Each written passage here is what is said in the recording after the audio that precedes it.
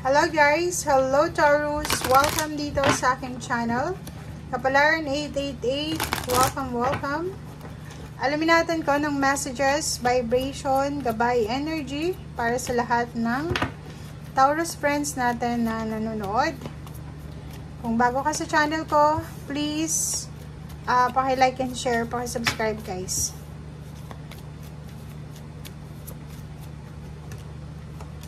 Okay. Taurus.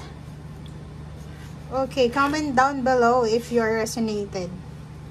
Nakikita ko sir dito na posibleng may unexpected gift, regalo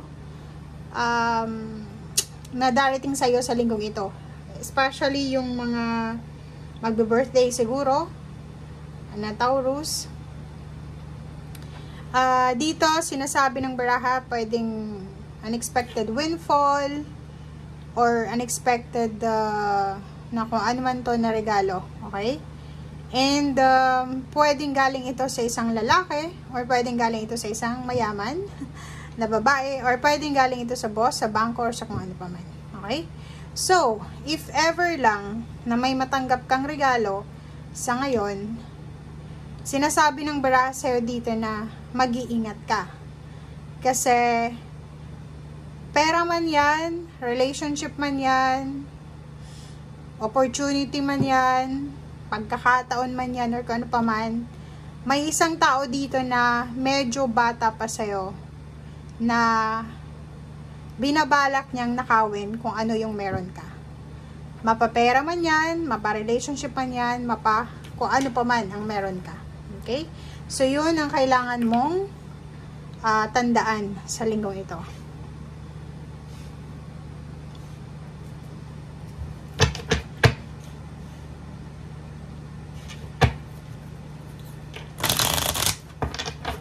Okay.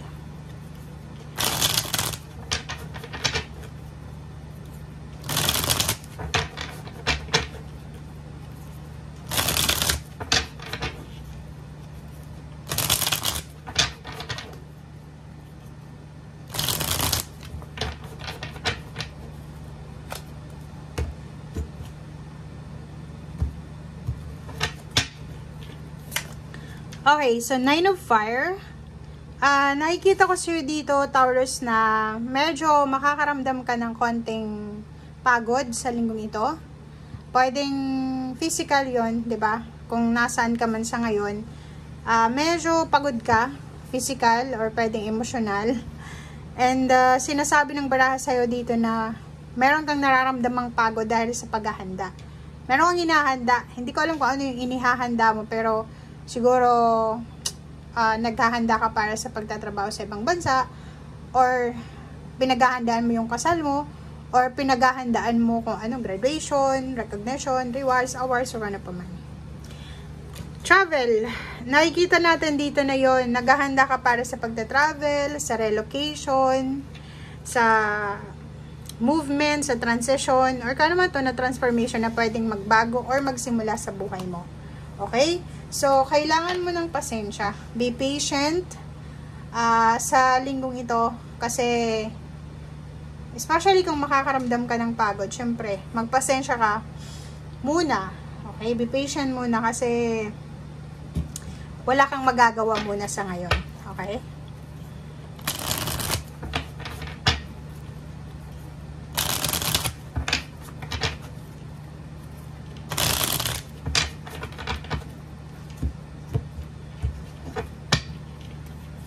Okay. 9 of Swords and Queen of Swords. Nakikita ko sa'yo dito, ang dami-dami mong choices or options na pinagpipilian. Diba?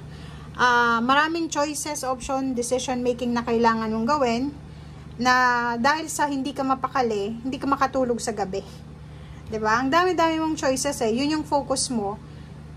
Ayaw mo nang magkamali Diba? Ayaw mo nang magkamali. So, parang nakikita ko sa'yo dito na kailangan mong magpasensya, mag-focus. Kailangan mong pag-isipan lahat. Kailangan mong alamin kung ano yung tama at mali, parang ganon. So, nakikita ko sa'yo dito yung 9 of Swords na hindi ka makatulog sa gabi dahil sa, ano ba yung kailangan kong gawin? Ano ba yung tamang desisyon dito? Para hindi ako magsisi. Para hindi ka magsisi, huwag kang gagawa ng desisyon sa linggong ito ng mabilisan. Pag-isipan mong mabuti. And magpasensya. May kailangan kang proteksyonan. Yun ang una mong gagawin sa ngayon is proteksyonan mo kung ano yung meron ka. Proteksyonan mo yung sarili mo, yung pera mo, yung source mo ng income, yung relationship mo, yung pamilya mo. Kasi dalawa yung baraha mo dito na may magnanakaw. Meron magnanakaw, dito rin may magnanakaw. Diba? So, ingat-ingat ka. Okay, so nakikita ko sa'yo dito na magiging maayos yung takbo ng iyong pera. Unti-unti nang magiging stable yung takbo ng iyong salapi. Kasi mahahanap mo na yung mahanap mo na yung solusyon sa problema pinansyal. And dalawa yung High Priestess. Medyo hindi ka na aggressive sa ngayon sa mga financial decision mo. So nakikita ko sa'yo dito na bago ka siguro gagawa ng mga decision making sa usaping pera, pag-iisipan mo muna.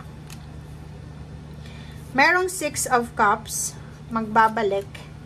Okay, nakikita natin dito na hindi mo alam kung ano yung decision na gagawin mo.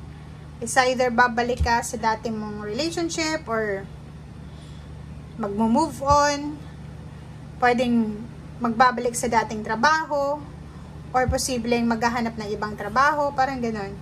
But nakikita natin dito yung 6 of Wands. Ang 6 of Wands is victory and success. Recognition, rewards, awards. May paparating na graduation, promotion, salary increase. Parating na yung spotlight mo. Kung feeling mo masyadong madilim sa paligid, hindi ka masyadong nabibigyan ng liwanag, it's time naman na magbabrighten naman yung spotlight sa buhay mo. Okay? It's either may bagong relationship na darating, passion, excitement, or kung ano man to na pwedeng magdala sa'yo ng sobra-sobrang ligaya. Okay? So, expect the unexpected. And nakikita natin dito, if ever naghihintay ka ng pera, naghihintay ka ng relocation or travel, naghihintay ka ng support financial or emotional, parating na siya sa linggong ito. Okay?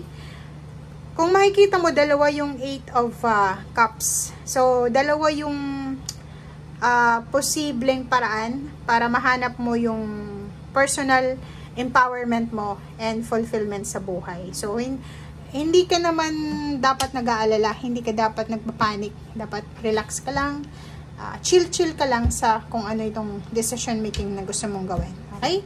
Thank you guys. Bye!